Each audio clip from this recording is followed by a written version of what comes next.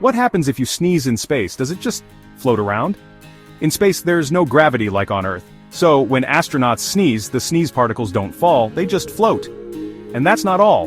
The force of your sneeze can actually push you backward, yup, like a mini rocket. That's Newton's third law in action. Every action has an equal and opposite reaction. So astronauts always sneeze into their elbows or tissues, or risk bouncing off their spaceship walls. Space sneezes, messy and scientific. Follow Scientific Buddies for more weird and fun science facts.